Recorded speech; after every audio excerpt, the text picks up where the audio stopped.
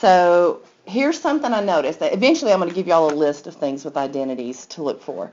I notice that I'm going from 2 terms down to 1 term, right?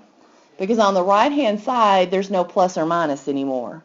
So it's like somehow those 2 fractions got combined. Usually when we combine fractions, don't we get common denominators? I mean, I could sit here and say that's tangent plus cotangent, but I know just because I see it going from 2 fractions to 1 fraction that it might be better off for me to get a common denominator. So that's what I'm going to try to do, okay? So what I'm going to think here is let's get a common denominator.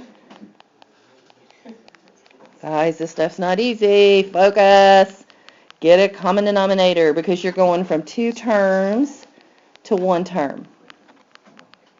Okay? That's why I'm deciding to do that, because normally what we do is we rewrite everything in terms of sine and cosine. We normally don't go to tangent. We try to simplify everything to sines and cosines and get going. So if I'm going to get a common denominator, that means I'm going to have, what would the common denominator be?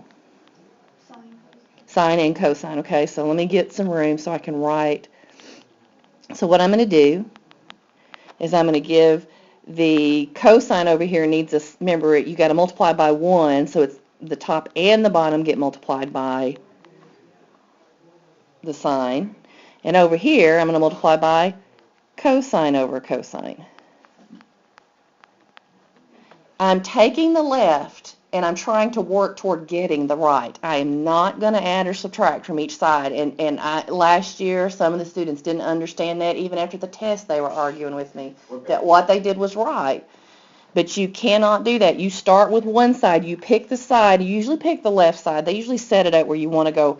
Start with the left side and turn it into the right side. Okay? So notice, I'm not even writing that right side down now that I'm working. Okay, well, sine times sine is sine squared theta. That's interesting. And then on the bottom, I got cosine times sine. And remember, on a fraction, when we add a fraction, we just leave the denominator alone, right? And we add across the top. So, yeah, I'm going to have cosine squared theta. And I can write it as like I did there. You see how I'm putting the square in between the n and the theta? I can write it that way, or I can put it in parentheses and put the square on the outside. Whatever you like is fine. I just got used to do this. This is a little faster than drawing the parentheses. So now, what is sine squared plus cosine squared theta equal to? We had an identity that told us that was equal to something. Think unit circle. What was that equal to? Or flip back to page 2.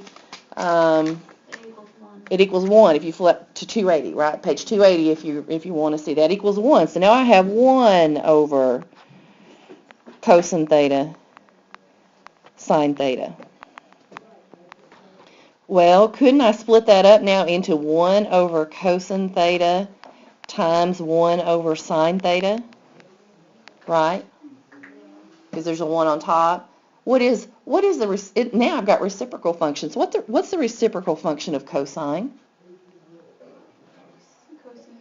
Or secant, right? For cosine it would be secant. I don't even know what I said, but it should be secant, okay? So I'm going to write secant theta for that first one. And what is the reciprocal for sine? Cosecant. Oh, look, we got it, don't we? Don't I just need to use the commutative property to write cosecant theta, secant theta? You see how I turn one side into the other?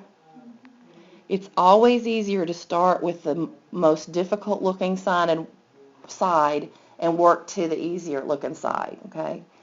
So what were some things I did here? I noticed that I had 2 terms going down to 1 term, so I decided to get a common denominator instead of trying to change it into tangent, because I knew that somehow I got to get those guys together, and that's the easiest way to do it that I know of. Okay, so after I did that, what happened down here? Let me get a color so I can point at it. What happened right here? What did I do at that point? That was an identity. Notice this one had squares in it. When you see squares, you're usually going to go to those Pythagorean identities. It's usually going to be one of those, okay? So even though there's not like step 1, step 2, step 3, step 4 for identities, there's some guidelines that help you get through them, okay? And these are 2 of them right here. Get a common denominator if you see that you've got 2 terms going down to 1 term on the other side. Usually things just work out nicely. They've set these up so they're going to work out. It's not like they're picking the most obtuse things they could, so things are going to work out if you just kind of follow some guidelines. Let's try another one. Usually the ones that people, how about, let's look at 56 just because you can't do enough identities to get the, you know what I'm saying, the more you do, the better. Tangent theta plus cotangent theta is equal to tangent theta, over tangent theta is equal to cosecant squared theta. Here, how many terms do I have on each side? 2, 1. Well, 1 on each side, right? 1 on each side. So I know, this one, here's what I would do here. Do you see how could you think of this as having started off being tangent? Well, this is what we're going to do. I'll show you. Couldn't I say tangent theta over tangent theta plus cotangent theta over tangent theta? It's almost like somebody took and got a common denominator and put these 2 things together, right? It's how you have to look at it. You kind of have to look at this as, this fraction is somebody got a common denominator and then they were able to add across the top. So what I'm going to do is split them out with the common denominator. Well, what is tangent theta over tangent theta? 1. I should put it equal out in front of each one of these. And cotangent over tangent, okay, what I would do here, that's kind of confusing. They're reciprocals of each other. Let's see, though, what I would do here is change this into, I would change this into sines and cosines. Isn't cotangent cosine over sine? And isn't tangent on the bottom sine over cosine? Right? So that's another thing. When you see things that are not sines and cosines, a lot of times you can turn them into sines and cosines and things will simplify. If I simplify this, I get 1 plus cosine theta over sine theta times the reciprocal there is cosine theta over sine theta. Okay, I'm going to need a new, so I'm going to go ahead to a new slide just because I'm out of room. 1, it went out. 1 plus cosine theta, I'll probably put it this way, squared over sine theta squared. Right? Isn't that what we had? If you look, you put stuff together. Well, what is cosine over sine? Cosine over sine, isn't that the cotangent? Cotangent. So wouldn't this be 1 plus cotangent theta squared?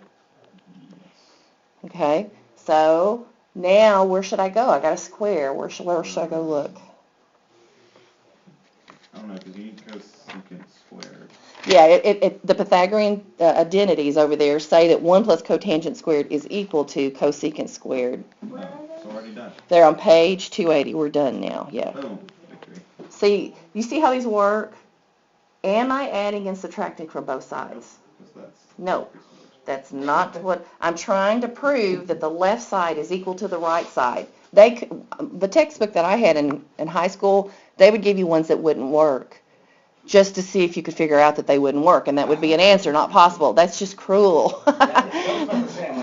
That's very cruel because you think, I just can't find it. You could just be missing one little part that it does. I know. You're like, oh, yeah, this book doesn't do that. I haven't seen them any on the assignments anyway that are not possible. They give you ones that will work.